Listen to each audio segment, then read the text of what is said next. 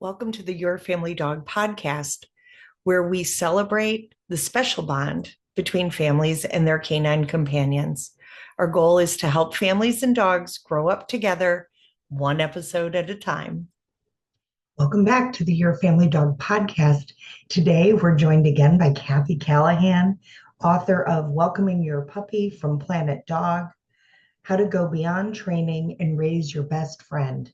And this is a book that I think is going to really change how the world raises and lives with puppies. Kathy, you are a breath of fresh air on this Friday morning, and I am so excited to see your smart, pretty self again. So thank you I'm so happy much. to be here. Thank you for having me. I'm looking forward to chatting with you again. So the dog world can be a pretty dogmatic world, right? Like there's lots of big personalities, there's lots of big ideas, and that's all great. But I do think that there's like this club that's slowly joining up together that have a similar mindset. And we're going to shove the world around a little bit, right? And Right. help dogs and kids and mamas and daddies and grandmas just be way happier and more spectacularly comfortable together. That's right. Way happier and also be a little bit more empowered. Without all that dogmatic stuff, you must do it this way. It has to be this way, which adds so much stress to your life with the dog. What we'd like to do is help empower you to hang out with this other soul, this create this, cross species friendship without all those rules in your head that are stressing you out, without all those, it's got to be this way, got to be this way. Otherwise, you should be embarrassed. We want you to be able to help take a breath, sit back, get to know this other soul that you've brought into your house and understand them, which is fascinating, and let go of all the shoulds and it's got to look this way to give you a chance to develop this friendship and get to know this lovely little being who's going to be part of your family. Well, and yes, to all the things, right? I Mm. have I have a veterinary friend a dear friend, who once said to me, I love you enough to not let you should all over yourself. Oh, And I was like, oh, I'm stealing that. I'm like, that is that's now mine. so good. That's so good because what part of what I do when I'm first working with puppy people is trying to lift that pressure of should that is all over them. They're like, this time I'm going to do it right. This time, my neighbor told me I got to do. Oh, that part of a huge part of my job, which is absurd, is helping people get rid of other voices and just settle in with what's really happening in their household because they're gonna have way better results. True, if it's all about Right. results, they're gonna have way better results if they actually get rid of the shoulds. But what I'm seeking is more joy for you all. Right. And more acceptance of who we are and our sensitivities and triggers, and recognizing that that's going to be true with every single member of the household, every child, every Yeah. non-human, every human. We're all going to have stuff. There's just going to be some stuff. And often that stuff makes the magic, right? That's That's where that, because it's your unique thing that's happening in your family. And yeah, you're like, oh, this is who we are. And that can be right. such a delight. And I do one of the things that I think is fun with working with puppy families is that sometimes you can see that when you bring that empathetic lens to the puppy raising, you can see it extending into how parents are dealing with their teenagers too.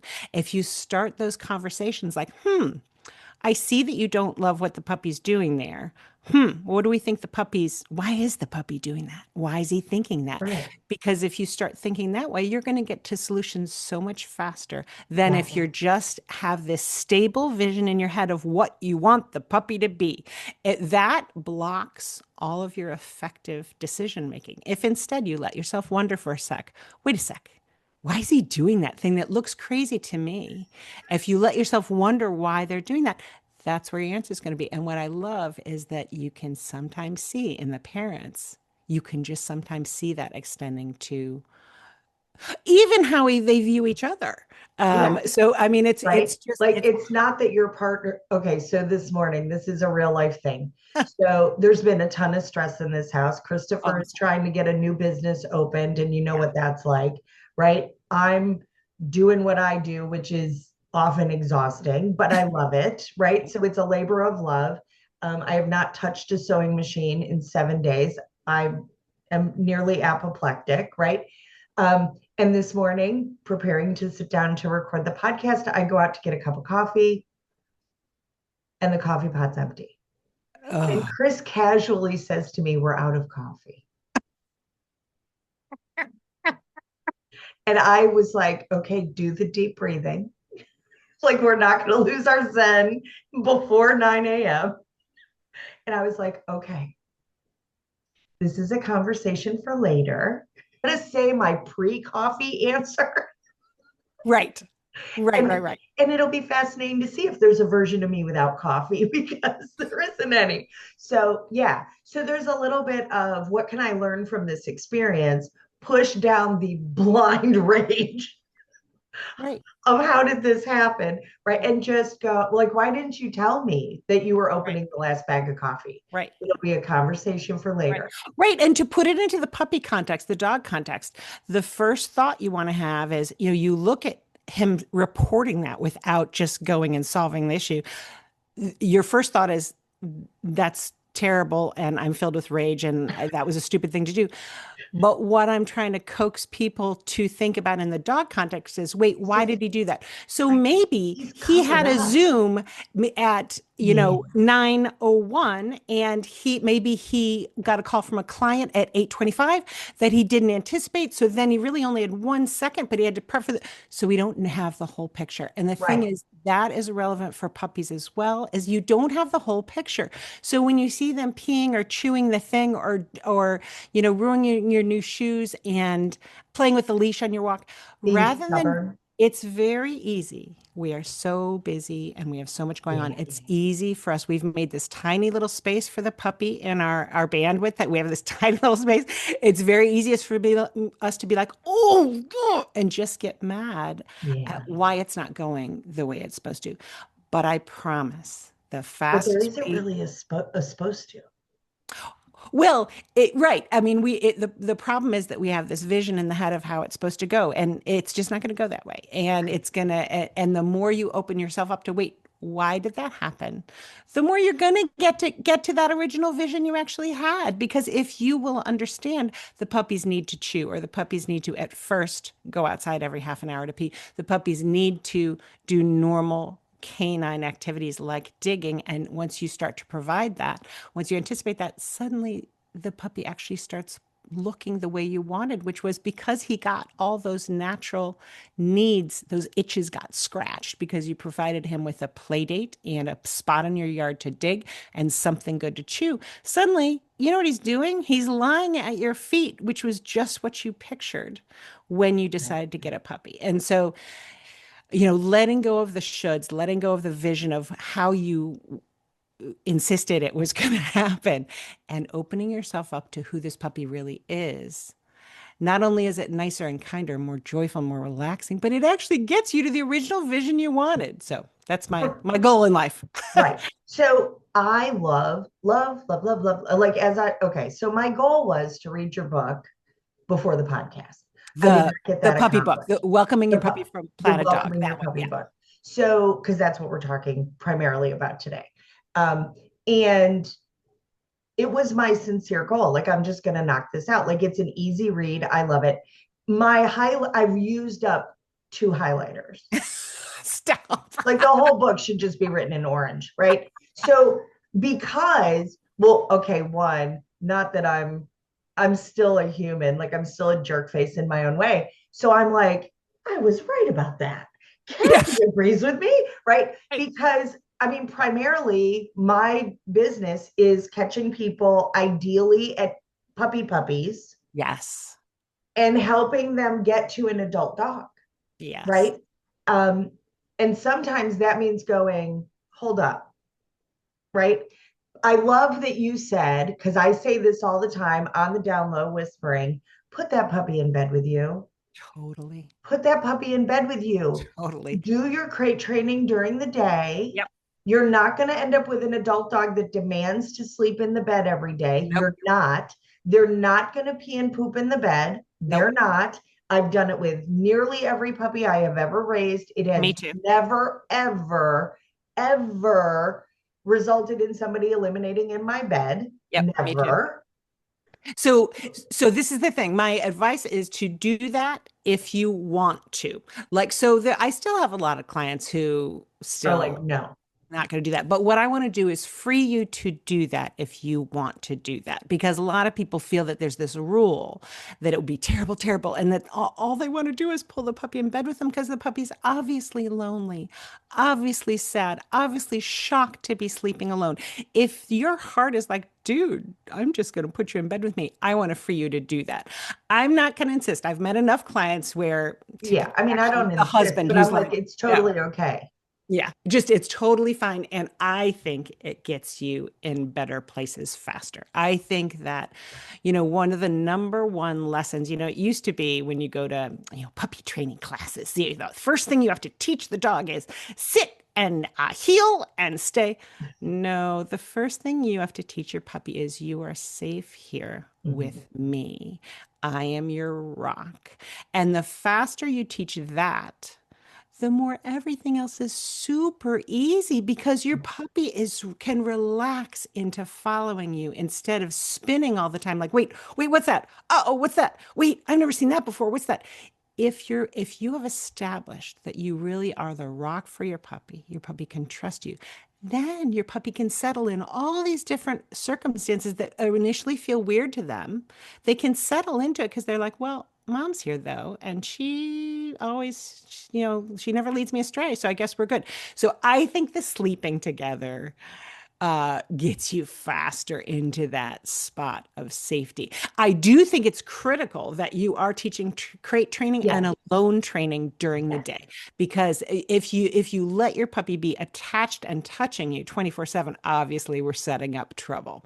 Right. So if you're going to do that wonderful nighttime bonding, breathing in each other, touching each other all the time, which I personally think is lovely, and happily my husband loves it too. In fact, Tom loves it too much because we'll be like babysitting somebody's puppy, and he'll be like, "Oh, come on, let him come in the bed." And I'm like, "No, no, no, the husband at home doesn't allow that." And I'm like, and I do not do it if the client doesn't do that. But Right. Tom and I both think it's the most natural thing in the world.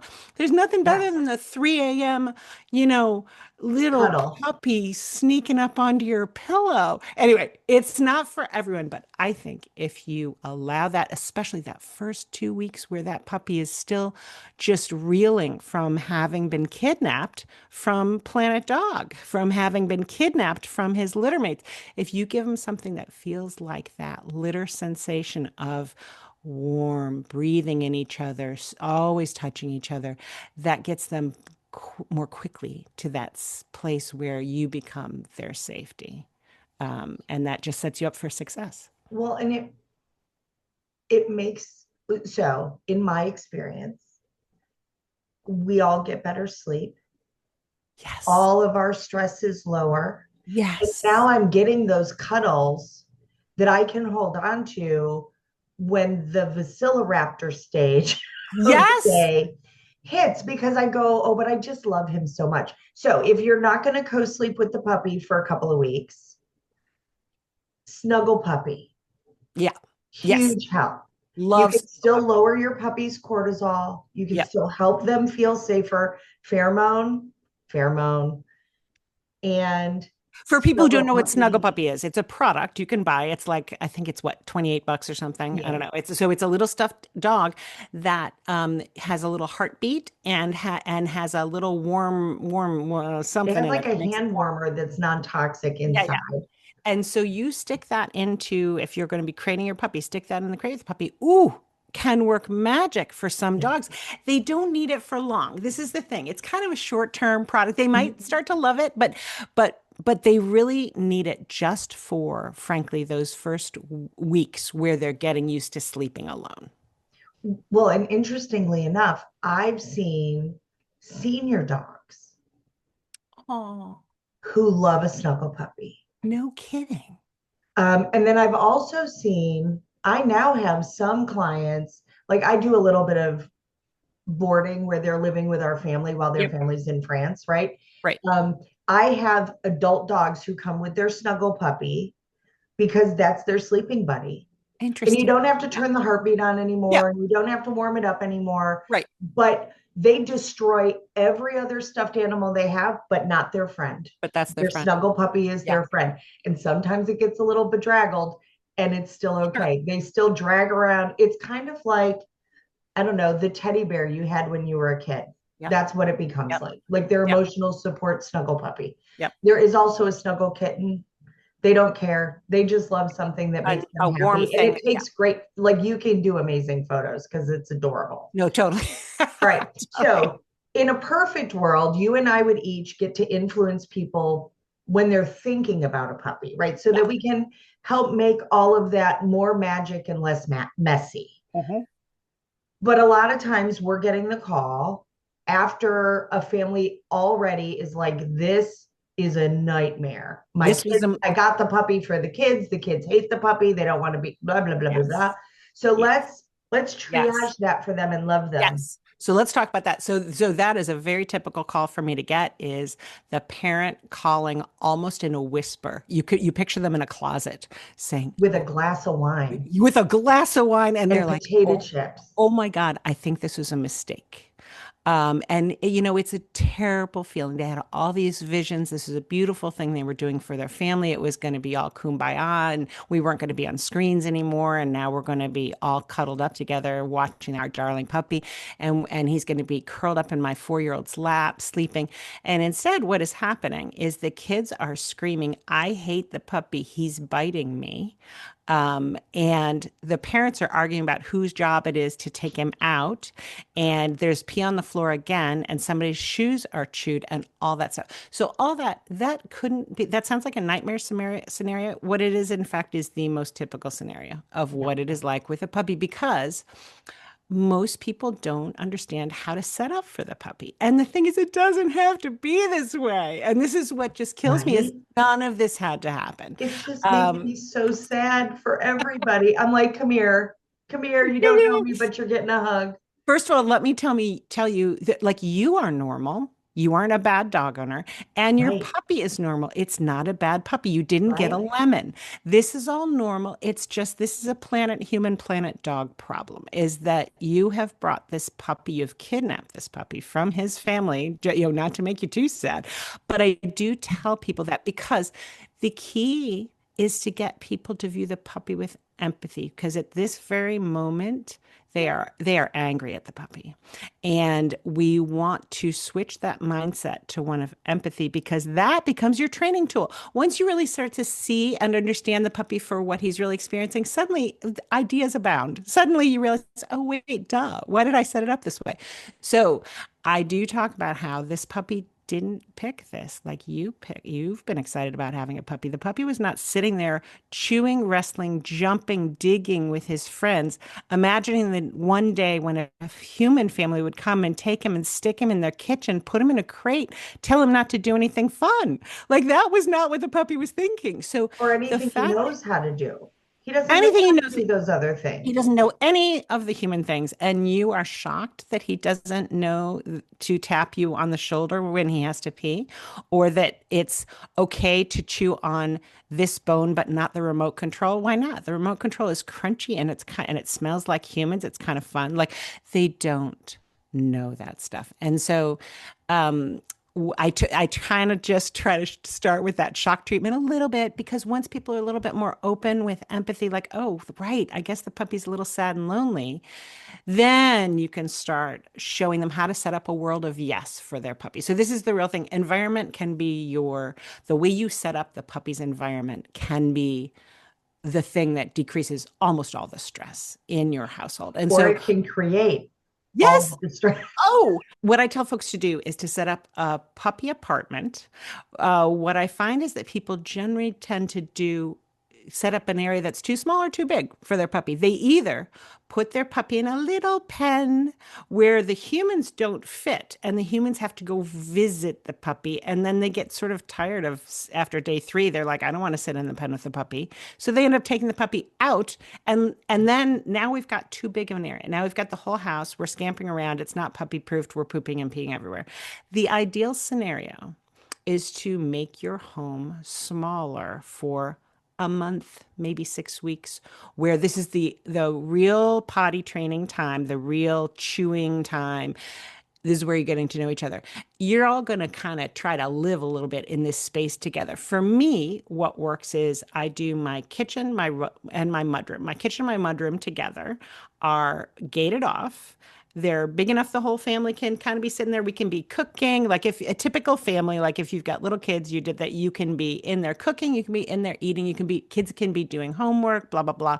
But the key is it's got access to the outside too. So for potty training. So it's very easy for you guys to be hanging together and then going outside to potty every 30 minutes until it doesn't have to be every 30 minutes. But like it's going to be every 30 minutes for a while. Unless the dog is sleeping. We don't wake up the puppy to go peeing. Right. And the reason I like this setup so much is that if you are used to hanging out with a puppy and the puppy's hanging out with you, the puppy learns to settle around you. What happens if you're keeping the puppy in his own room? If you've put him in a little pen or a little mud room, and then you just take him out to play, he starts to be high arousal starts to be his mode around humans all the time because it's always very exciting when he finally has access to you. That's not what you want with your dog. And so if you create a good puppy apartment where there's room for humans and the puppy for a while, yes, there's also a crate in there for when you need to do more separation and stuff. And you will step out of the puppy apartment sometimes. But there's going to be a heck of a lot of time where you and the puppy are all walking around there, moving around, settling, not settling in the puppy apartment. The puppy gets used to how to hang out with people. And it becomes potty training is easier because that's really his home. So that you start to use, potty training. If you puppies have a denning instinct, so they even 3-week-old puppies. When I have a foster little, so we have had 250 foster puppies in our house, and I take in the moms and the litters, and at 3 weeks, when they are barely moving, they will pull their little bodies off the bed to pee and then turn around and get back onto their bed. That is the most natural thing in the world. And it only gets messed up when we humans mess it up. So if you give your dog an ability to understand this is where you live, and then give them a clear access to a place whereas it's not where they live, but where they pee. And if you open that, if you get them out there often enough, potty training becomes really natural because it's working with his natural instincts as well. Anyway, so setup. The setup is key. You get yourself a nice puppy apartment. You're using gates and crates and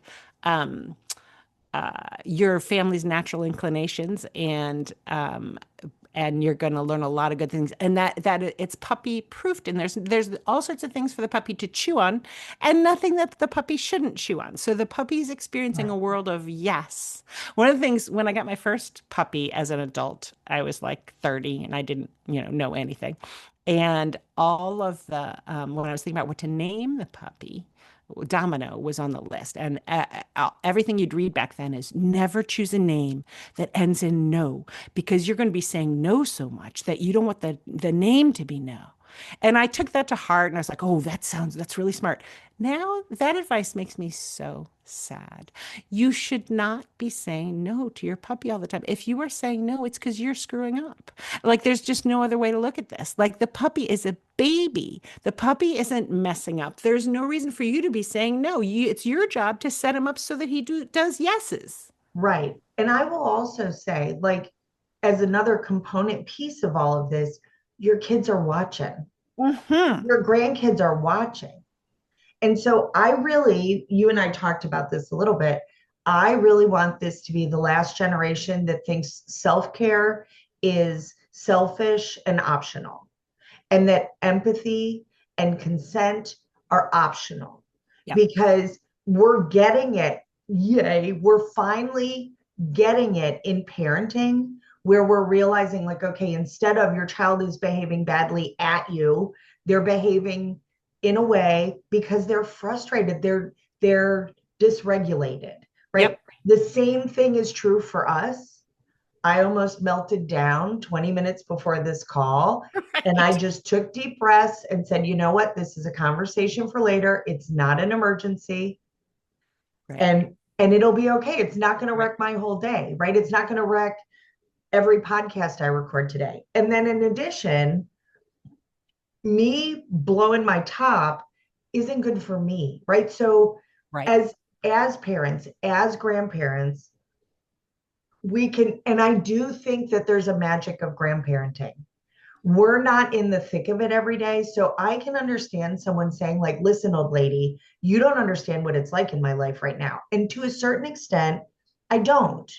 Yeah. But I do have the wisdom of raising foster children, of raising many, many, many, many dogs, and hopefully blessing lots of families to make it all better. So it starts with, like, how are you in your body right now? Because if you're a 7 on a scale of 1 to 10, 10 being I've blown the top of my skull off with Right. stress, then guess what? The only thing you have to give your family is a 7. Your kids can be a 7. Your puppy's going to be a 7. Your adult dog's going to be a 7. Your spouse is going to be a 7 or more. Yeah. So it's And like all of that arousal has to come down. yeah. Yeah. No, I think that's right. And I think often the addition of a puppy does put people in a very stressful state. Yeah. And then the kids feel that, and there's not a lot of good modeling happening there. So, and the thing is, the key to all this is anticipation. So if you have the expectation, okay, this is going to be a chaotic time for us. A bunch of stuff is going to have to go on the back burner. We can't do everything the way we used to because we've got the puppy. And I think people have a natural expectation about that when they have a new baby. They know that life for a while is going to be, there's going to be much more happening at home, and we're not going to do so many social engagements, and let's minimize the to-do list, and we're not going to cook fancy dinners. Like everybody makes that alters their home that way when they have a baby.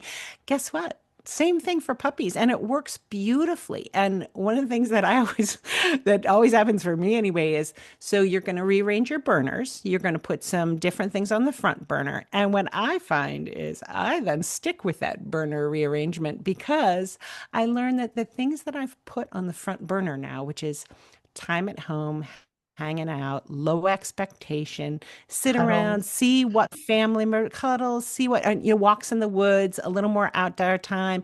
All that stuff is so much more rewarding and good for our life that we stick with that rearrangement of the burners. But if that's not you, that's It's okay. okay. And but for a happy puppyhood that does keep you from being too stressed to do a good job with a puppy, or to model good stuff for your kids, or to get along with your spouse, um, Or even to get for along with for yourself, yourself. to feel okay in the world. You let some things go. You're gonna rearrange the burners, and it's gonna be the best thing for everybody. And that's about anticipation. The thing about puppyhood is it's all 24/7 and immediate. And so you need to carve out the time. And I always suggest people do this at night, before the next day, so that their next day just doesn't start with them being behind the 8 ball.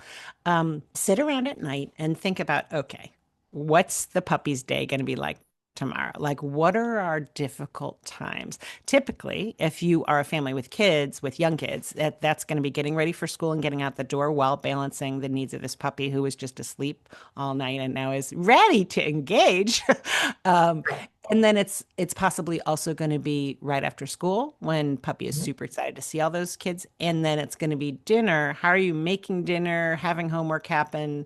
That's often when there's a lot of pee on the floor from the puppy because there's a diffusion of responsibility and all that. So this isn't not rocket science. Like, this is what's so funny. My whole job, like, it's not rocket science.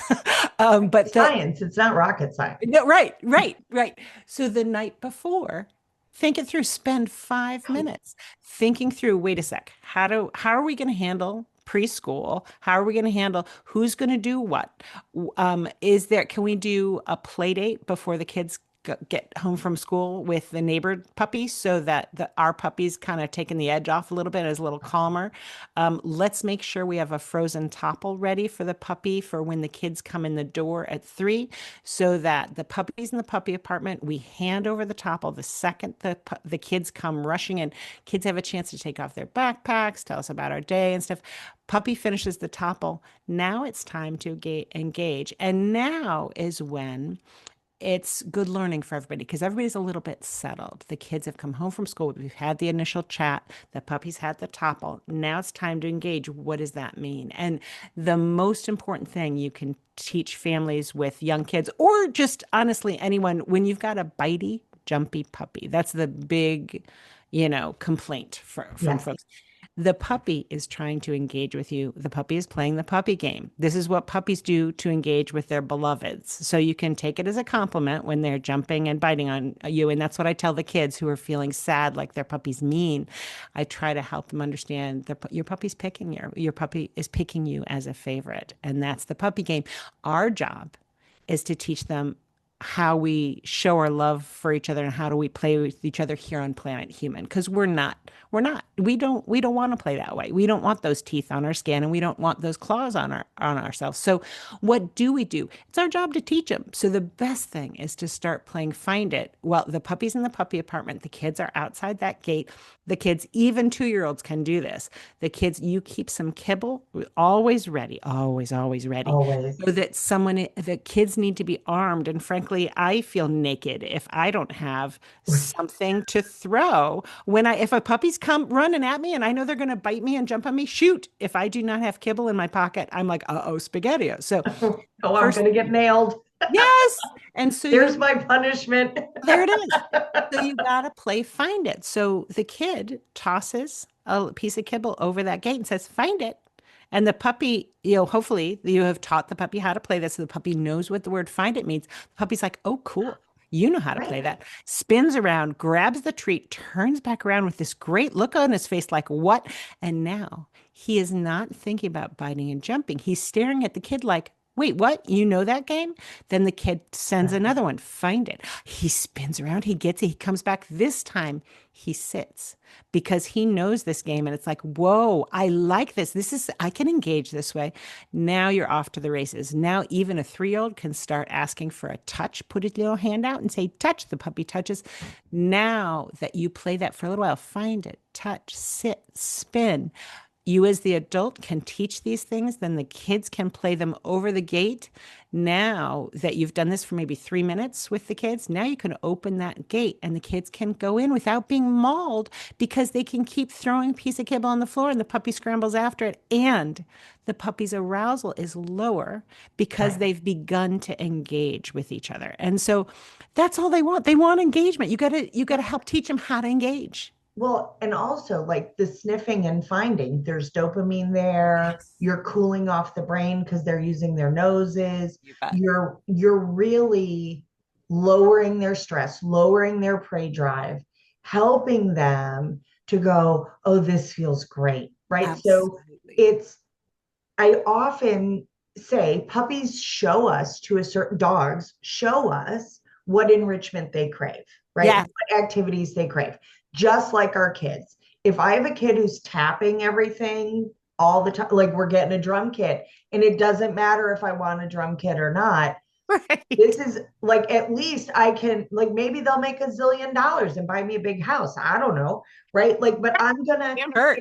if my child is twirling around the house doing cartwheels in the living room, we need cheer or we need Or dance or gymnastics. Yep. gymnastics, Yep. right? Or maybe martial arts. I mean, honestly, that's all the Yep. same thing too. I like a girl to know how to take care of herself, You right? bet.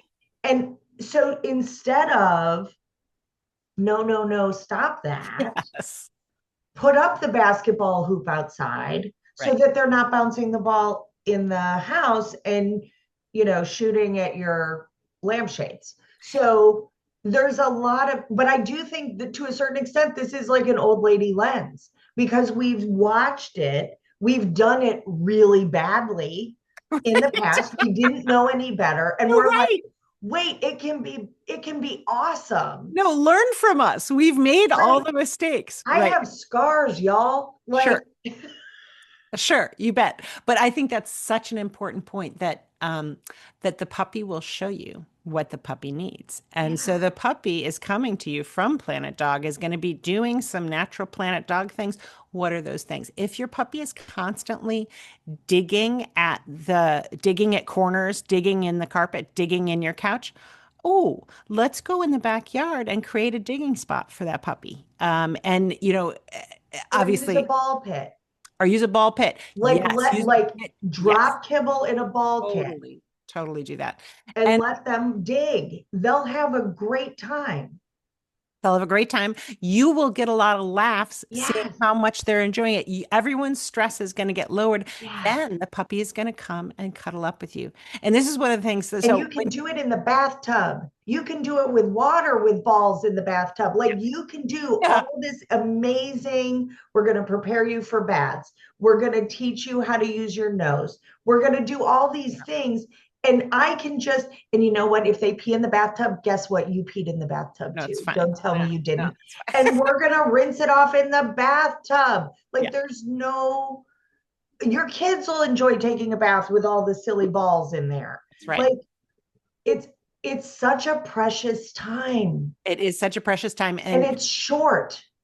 that's the thing is that, and it just put the stuff on the back burner. Understand that you're going to, if it sounds like that's a lot for you to set up, put some other things in the back burner and set up your little Yes. ball pit because this is a precious, tiny, fleeting time. It's going to be gone before you know it. And the more you throw yourself into this, the more joyful it's going to be, the more huge memories you're going to have, the more bonded you will be, and the better your dog will be set up to thrive in your particular world the way you were envisioning from the start. So, and as you were talking about the how good the foraging is, the sniffing and stuff for the find it, I this teaching folks to play ping pong. Leslie McDevitt's ping pong, where you are sending your dog. This is something you can do when you are exhausted. You come home from work, you're sitting on the couch, and your You dog could is be all nursing a over you, baby and do this. nursing a baby, and you are sending kibble to the left and the right. It's called ping pong because you're sending your dog to the left and the right.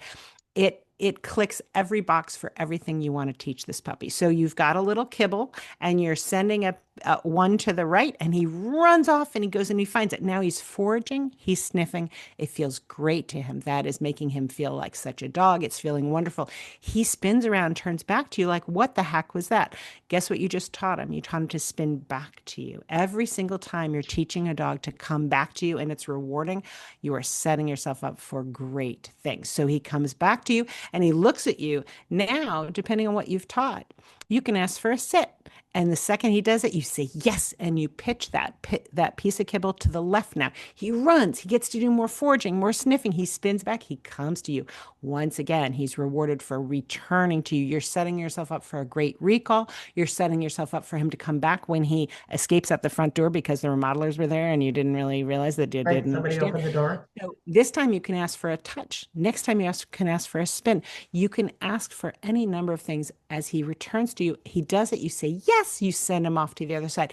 Now, once he really understands that game, you can pitch that piece of kibble 20 feet down the hallway if you want to. Now he's actually getting exercise. Now this is something you can do on a rainy day, on a snowy day, on a day when you broke your ankle, and this is all you can offer him. This one game wraps everything up into it. Yes. And it teaches them. I get the mamas who are like, I just need the dog to be willing to go in the backyard and hang out by himself when my children need me. And I'm like, yes, the way you build that is ping pong. And then food scatters in the grass. Like I transfer ping pong from inside to outside. It takes no time Yep. when your puppy's like, oh, I love this. And if it's the old dog, great. Use such cheese balls. They're not going to eat so many that they're going to explode. Like it's okay. Make it something easy to find in the grass Yeah. to teach the game, Yeah. right? Puzzles don't start with a 15,000 piece puzzle with itty bitty little pieces. It starts with 5 pieces and they're pretty big and they lock together only one way. So just think that way. That's We're right. building a letter and then a word and then a sentence and then a paragraph and then a chapter. And before you know it, you got the whole book. So Yeah. now you have a dog who, when your hair's on fire because somebody just vomited, Yeah. you can grab a handful of kibble, open the back door, throw it out into your fenced yard. Your dog will delight Yep. in Yep. that Yep. Yep. No, that's true. and You you can also focus.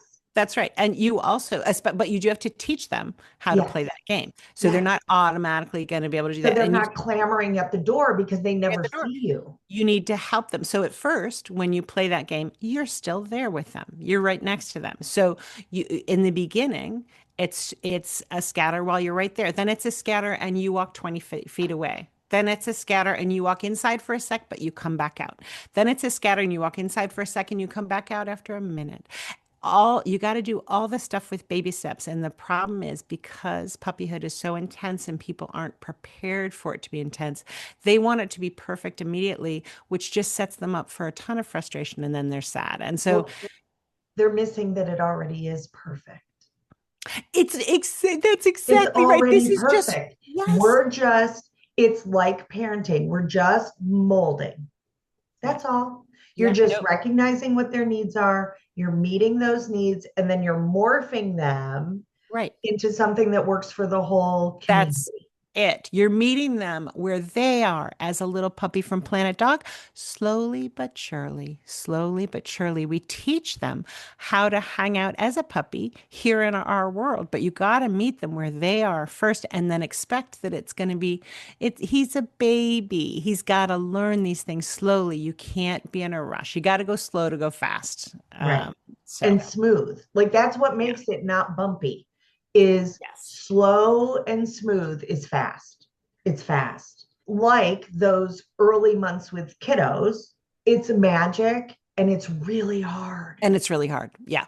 Yeah. Right? It's all the same things, You're only no exhausted. diaper You're and exhausted and pee. your brain isn't clear to think through things. And Right.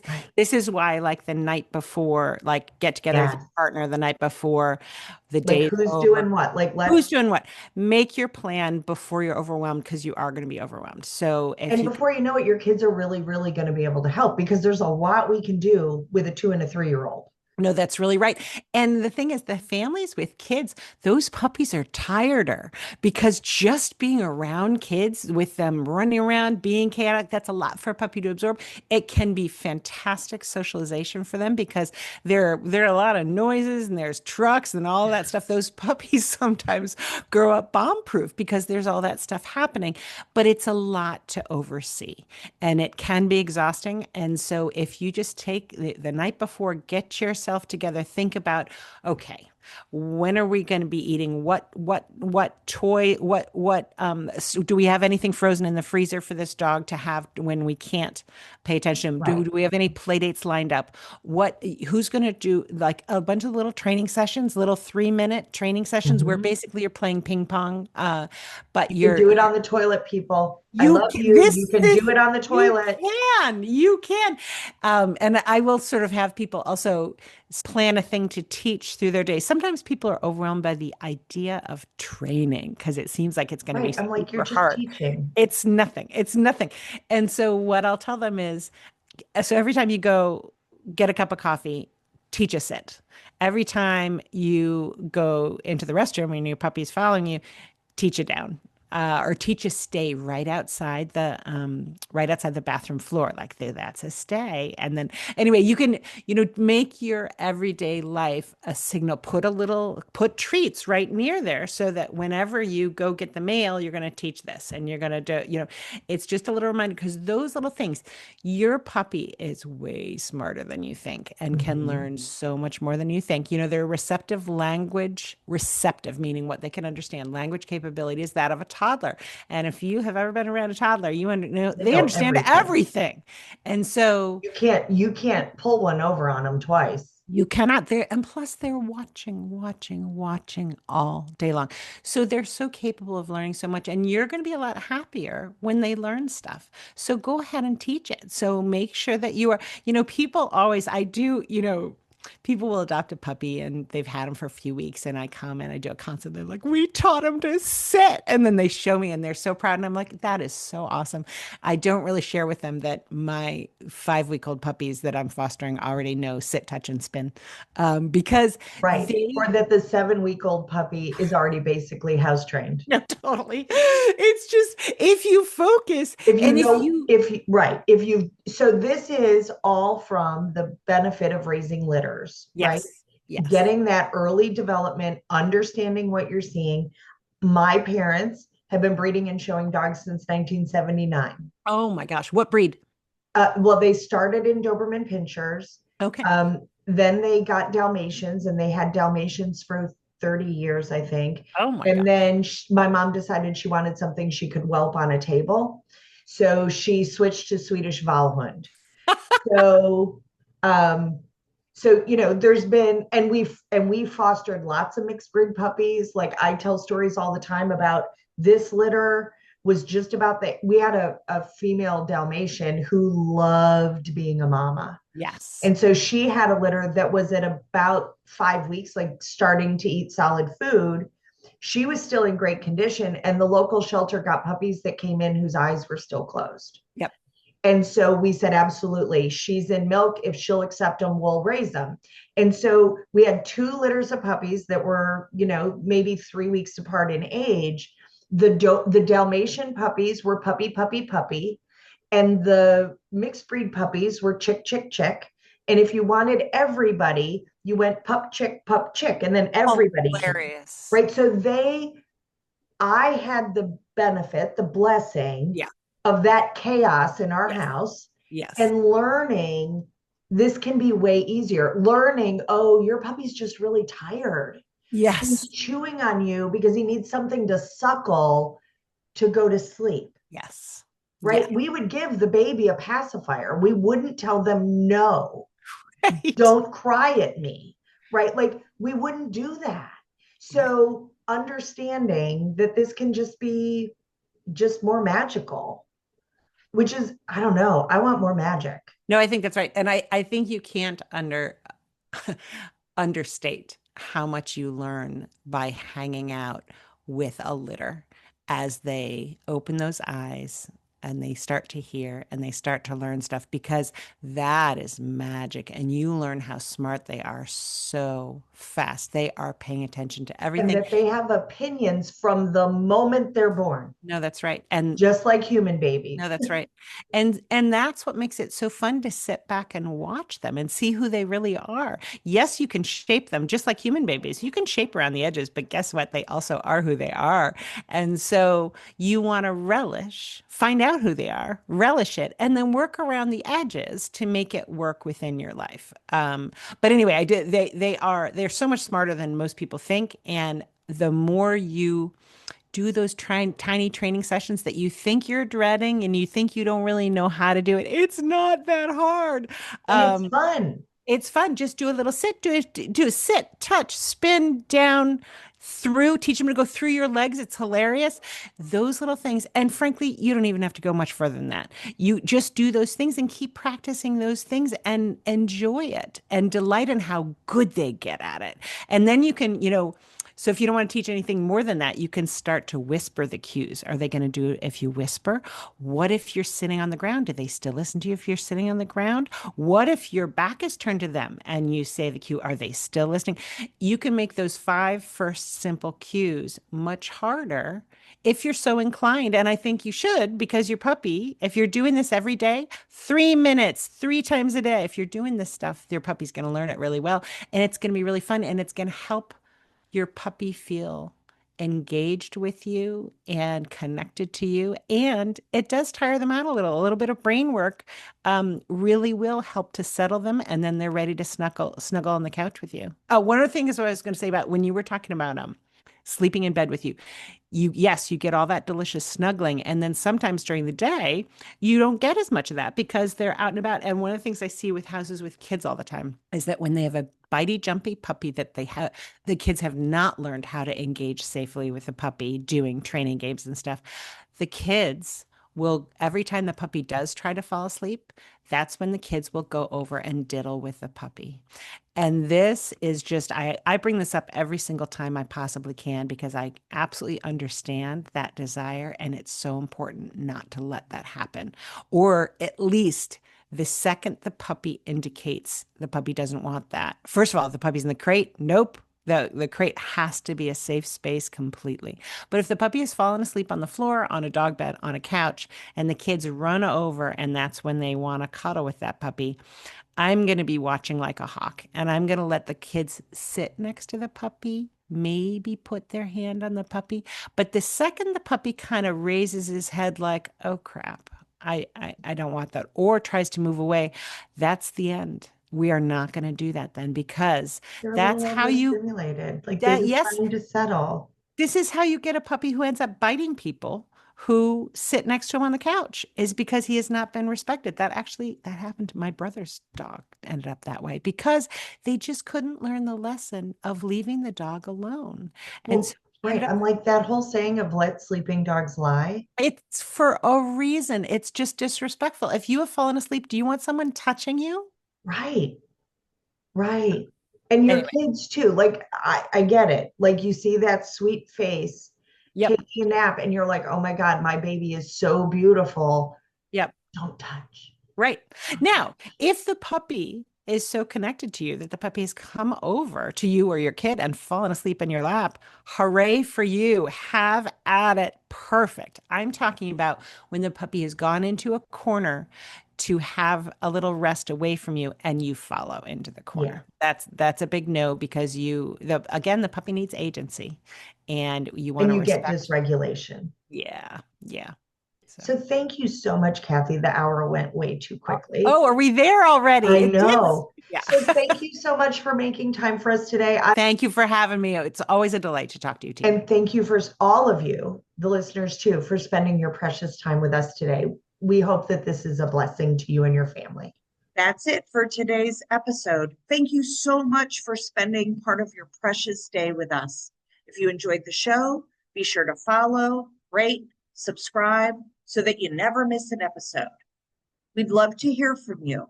Connect with us on social media or email us at yourfamilydogpodcast@gmail.com. We'll see you soon.